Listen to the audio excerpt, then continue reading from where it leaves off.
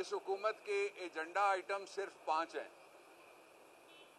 सबसे पहला एजेंडा ये है कि अमेरिका से आने वाला जो साइफर है,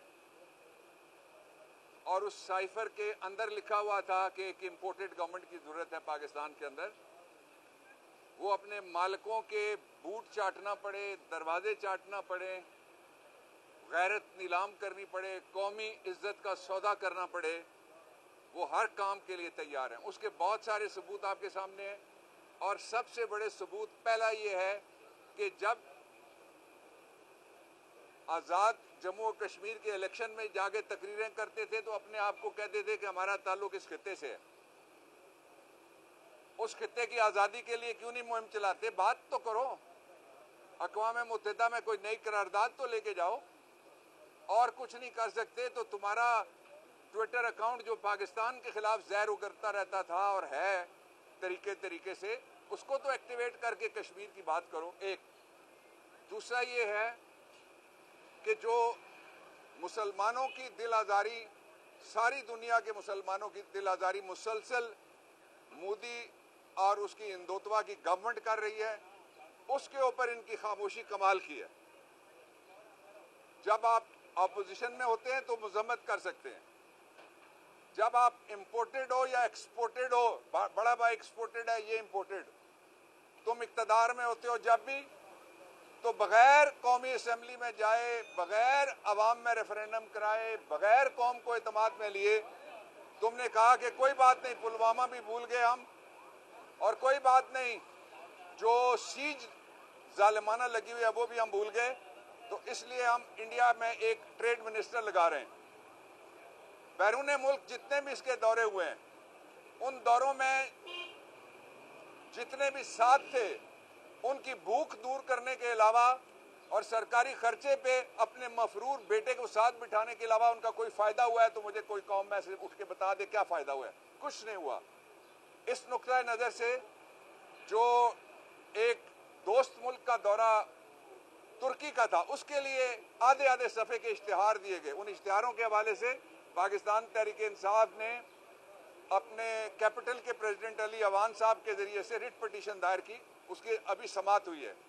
रिट पिटीशन में हमने अदालत से ये मांगा था कि एक तरफ ये कहता है कि मैं भिखारी हूँ और भिखारी के पास कोई ऑप्शन नहीं होती सिवाय भीख मांगने के, साथ कहता है कपड़े बेचूंगा, और साथ कहता है जहर खाने के भी पैसे नहीं है, और साथ ये अय्याशी कि किसी ने अंदाजा लगाया कि ये 150 करोड़ के हैं, किसी ने अंदाजा लगाया 135 करोड़ के हैं, हमारे पास कोई अंदाजा नहीं है कि कितने पैसे हैं।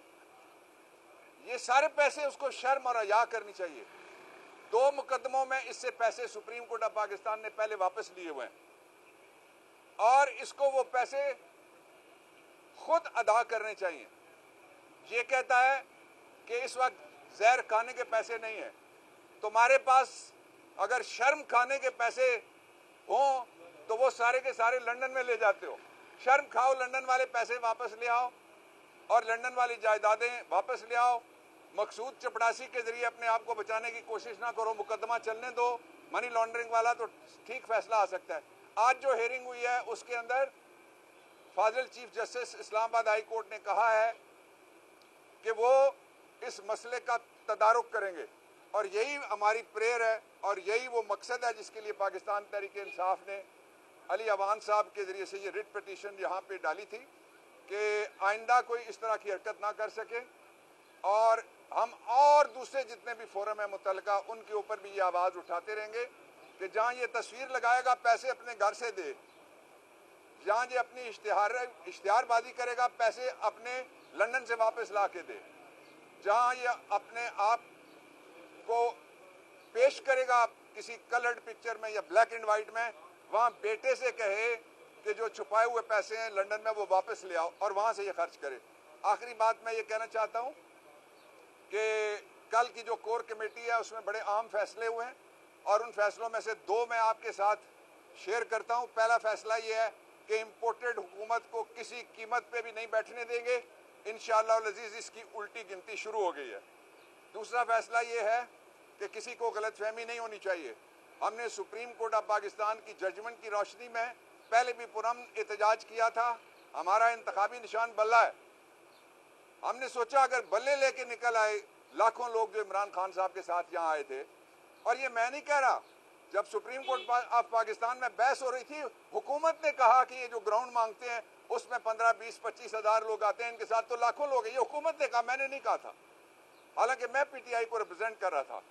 इन हालात में इस वक्त जो मैशत चलाई थी इमरान खान ने, उसके दो इशारे आप देख लें।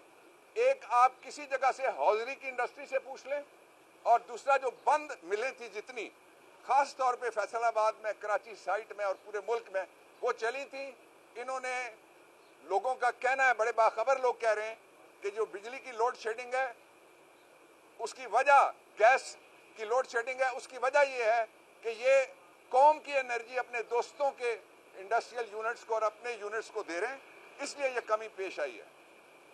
अली जी, ज़्यादातर बात बाबर रहमान साहब ने कर ली है। देखिए जी, हुआ ये है कि पहले कहा जाता था बचाए जाते थे, कोई कैंप ऑफिसेज नहीं होते थे। खान साहब आपके सामने है, प्राइम मिनिस्टर हाउस से निकलते थे, बनीगाला जाके रहते थे, और वो भी कैंप ऑफिस डिक्लेयर्ड नहीं था।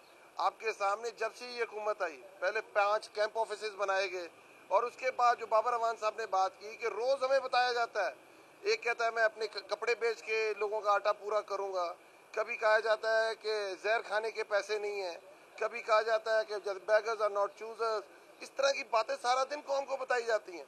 और कल तो उनके एक मिनिस्टर ने ये कहा कि लोड शेडिंग भी अच्छी होती है, क्योंकि एक घंटे की लोड शेडिंग से $125 मिलियन बचता है। आजकल हमें वो तरजीहात बताई जा रही हैं, जितनी चीजें बुरी हो रही हैं आवाम के लिए, वो अच्छाई समझ के पेश की जा रही हैं। तो इसी वजह से आपने देखा कि पहले भी सुप्रीम कोर्ट ने इन्हीं हरकत की वजह से सुमोटो लिया था, और 55 लाख रुपया इनको वापस करना पड़ा था, और उसके बाद फिर एक केस में उन्हें वापस करना पड़ा था। पर ये कभी नहीं सीखते, जैसे 35 साल पहले नहीं सीखे, अब भी आके ये वही हरकतें कर रहे हैं। दोबारा मार्को पोलो क्राइम मिनिस्टर ने दोबारा 6 हफ्तों में 6 बाहर के दौरे किए हैं।